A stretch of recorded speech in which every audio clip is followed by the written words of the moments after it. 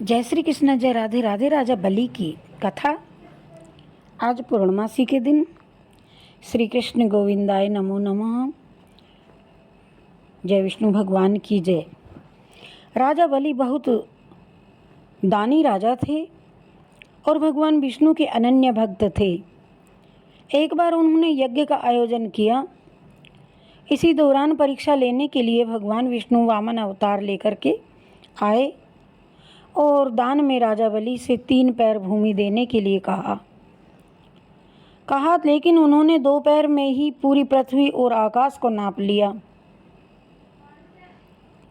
इस पर राजा बलि समझ गए कि भगवान परीक्षा ले रहे हैं और तीसरे पैर के लिए उन्होंने अपना मस्तक आगे कर दिया। सर्वस्व का दान लेकर के भगवान बलि के ऋणी हो गए। वे द्वारपाल के रूप में बलि के साथ पाताल चले गए। सभी को आनंद हुआ, किंतु माँ लक्ष्मी जी को बड़ा दुख हुआ। घर में सब कुछ तो था, किंतु नारायण की अनुपस्थिति से वे बेचैन रहती थी।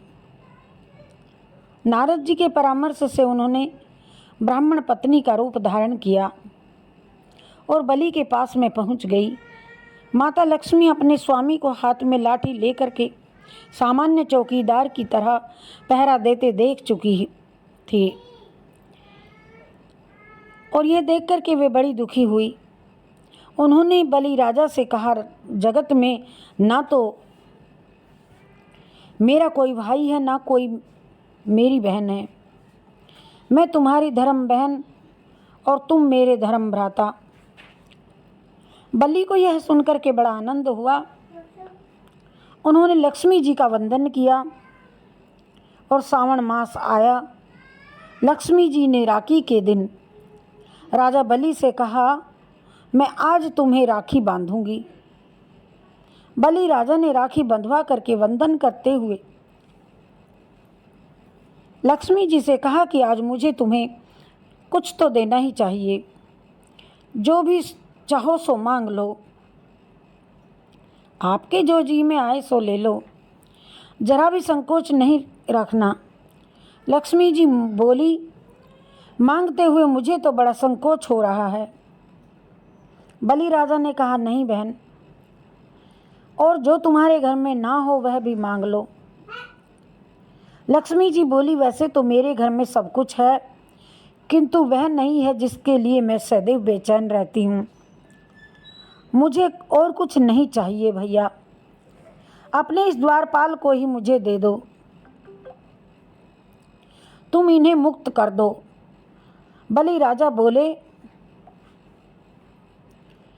क्या ये तुम्हारे रिश्तेदार हैं? लक्ष्मी जी ने कहा, ये तो मेरे नारायण हैं, मेरे सर्वस्व हैं और नारायण चतुर्भुज रूप में प्रकट हुए हैं। सुखदेव जी वर्णन करते हैं, राजन माता महालक्ष्मी भगवान नारायण के साथ श्रावण शुक्ल पूर्णिमा के दिन वैकुंठ में सिधारी और जाते समय भगवान विष्णु ने राजा बलि को वरदान दे दिया कि हर साल 4 महीने पाताल में ही निवास करेंगे।